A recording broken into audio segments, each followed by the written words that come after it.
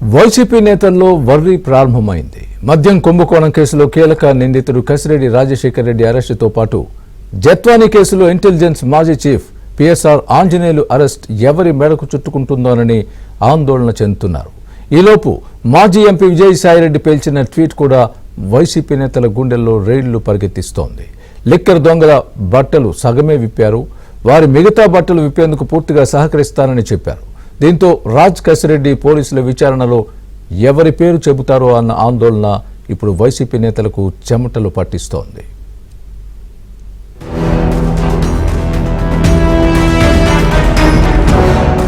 YCP ప్రభుత్వ హయాంలో 2019 నుంచి 2024 వరకు జరిగిన మద్యం కుంభకోణం మూలాలు కదులుతున్నాయి. ఈ కేసులో అత్యంత కీలక నిందితుడు రాజ్ కేశ్ రెడ్డిని సిట్ అధికారులు హైదరాబాద్ లో అరెస్ట్ చేశారు. ఆయనకి 4 సార్లు నోటీసులు ఇచ్చినప్పటికీ విచారణకు హాజరు కాలేదు. చివరకు తానే వస్తున్నానని పోలీసులను తప్పుదోవ పట్టించే విధంగా ఆడియో రిలీజ్ చేశాడు. దీని పసిగట్టిన సిట్ పక్కా ప్లానింగ్ తో సెల్ ఫోన్ సిగ్నల్ ఆధారంగా రాజ్ కేశ్ రెడ్డిని అదుపులోకి తీసుకుంది.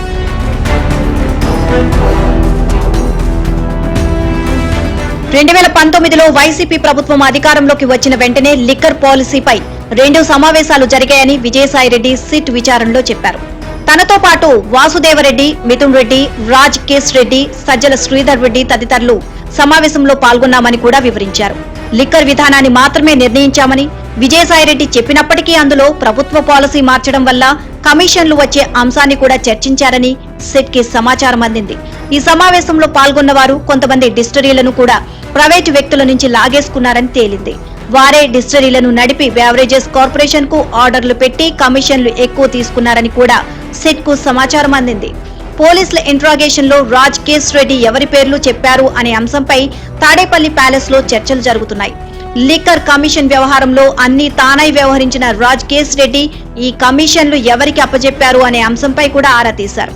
ఇందులో ఆయన ఎవరి పేర్లు చెప్పి ఉంటారు అనే అంశంపై వైసీపీ నేతల్లో ఆందోళన ప్రారంభమైంది.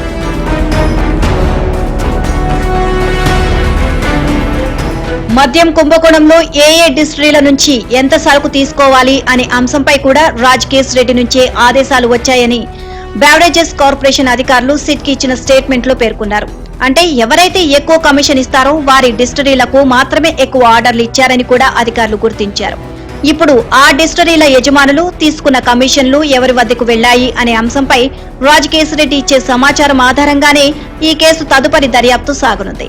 వైసీపీకి చెందిన కీలక నేతల పేర్లు కూడా బహిర్గతం కానున్నాయి. అందుకనే వైసీపీ నేతల్లో ఆందోళన ప్రారంభమైంది. మిథున్ రెడ్డిని కేసుల్లో ఇరికించేందుకు ప్రయత్నిస్తున్నారని Jaganmohan Reddy political affairs committee సమావేశంలో కామెంట్ చేశారు. కాలేజీ రాజకీయాల్లో చంద్రబాబును పెద్దిరెడ్డి ఎదిరించారని కక్ష పెట్టుకుని ఆ కుటుంబాన్ని ఇబ్బంది పెడుతున్నారని ఆరోపించారు.